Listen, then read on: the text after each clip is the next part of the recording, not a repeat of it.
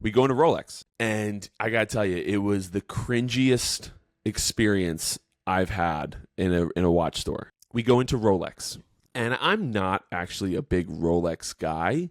I prefer other types typically. I actually don't even own a Rolex, but we're going to Rolex because it's almost like obligatory that you go into this place. And we go in, and this woman approaches us, and she's like, "Hey, do you guys are you guys interested in anything specific?" And we're like, "No, not particularly, just kind of perusing." And they're like, "Okay, well, just so you know, we probably won't be able to give you any watches today, but like, let me know if you see anything." And I was like, "That was weird. Why did she? Okay, fine. You can't give me a watch today. Like, it's just a weird thing to say to me, but okay, sounds good." And so we're looking. She reapproaches us and starts talking about the different watches. And like with everyone she points out, she's talking about how she can't get it for us. And I was like, I don't understand why you're here if you're just going to keep telling me all these watches that you like that you have no ability to get for us. We got to get on a wait list. We got to apply for it or something like that, or register for it. And I was like, okay, well, this seems kind of useless. But we end up talking about this one specific watch. And I was like, yeah, it's kind of nice. Yeah. She's like, do you want to try it on? I was like, sure. So I sit down, and she brings it out, and she was like, oh, by the way, again, won't be able to get you this watch today, blah, blah, blah, blah. But if you're really serious about getting it, maybe I can do some magic for you in the back with the manager. I was like, in the back I was like, what is this, Target? Like, there's a back, and you have to, there's like a guy just sitting back there ruling on whether or not people get watches or not. And I was like, okay. I'm not really sure if I want it. And so we're like kind of chatting, and with every sentence, she's talking about how, hey, do you want me to go ask the manager? Do you want me to go ask the manager? I was like, no, I don't want you to go ask the manager. I very medium like this watch. I'm only really here to peruse and see if there happens to be a Rolex I want. I don't really want a Rolex. And so she just keeps going and keeps going. And then finally, I'm like, I'm not buying a watch today. I don't have any interest. But like perhaps there are other Rolexes that I may like. And she was like, yeah, no, blah, blah, look for this. And we were talking about how it's a wedding gift. She's like, okay, I'll take, Avery's number down. And she goes, but Avery, if I call you and the watch is here, you got to come in immediately. Got to come in immediately, because if you don't come in immediately, you have to give the watch away. And I was like, all right, we're not getting a watch from Rolex. I didn't even really want a watch. I didn't even really want a watch from Rolex. But now this is like, I'm so uncomfortable. You've told me 1,000 times you can't get me a watch. Then if I work hard enough and really want something, she may be able to pull some strings with the manager in the back. Then if Avery, we can't get you a watch, but if I call you Avery, you have to come in immediately to purchase the watch.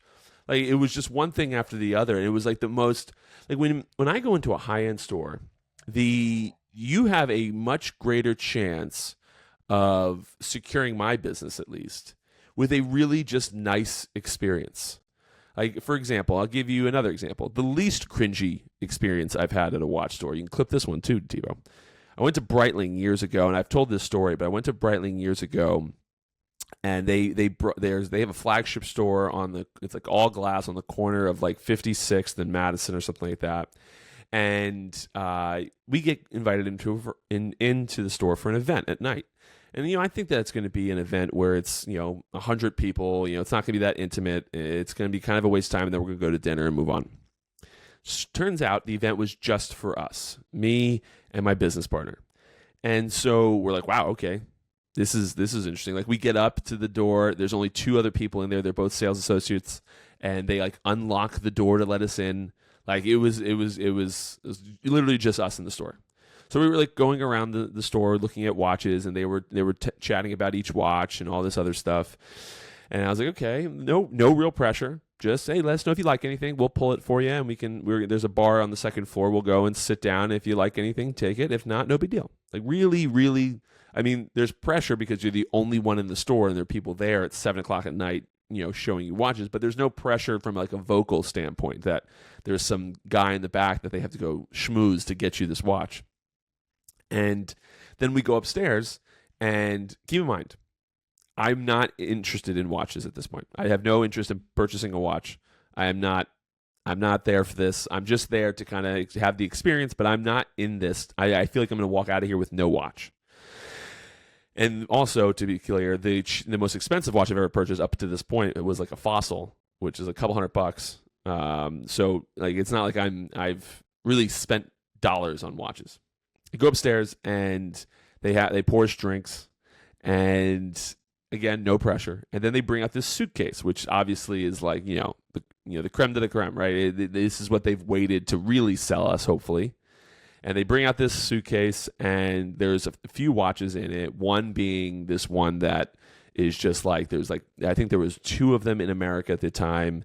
Blah blah blah blah blah. It was it was a pretty expensive watch. Nothing like the Pateks of the world and all that, but expensive watch, especially for a guy who only bought Fossils up to this point.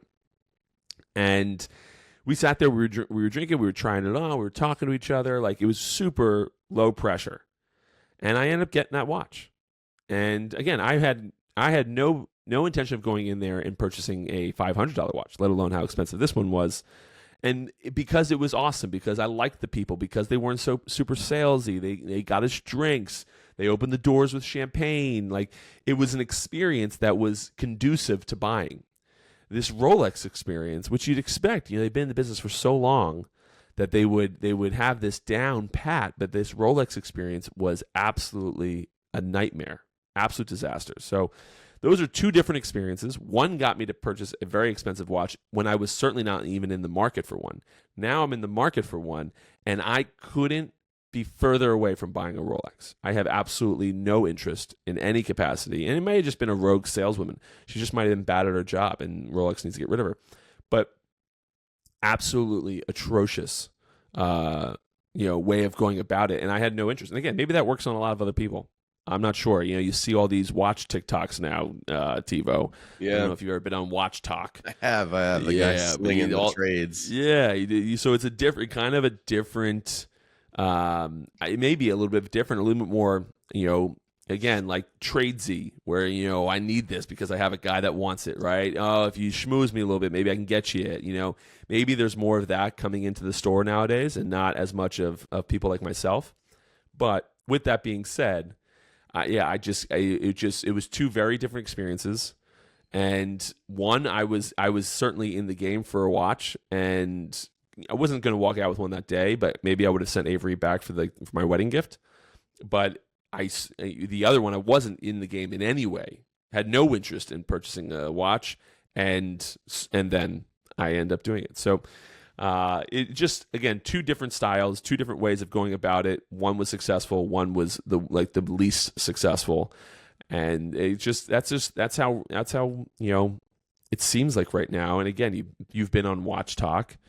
It seems as though maybe that's kind of part of the industry right now. I've heard a few people that haven't had good experiences at Rolex, and again, it's like It's not the top of the line. You have the Pateks, you have APs. I think there's one other one that are like the holy trinity of watches.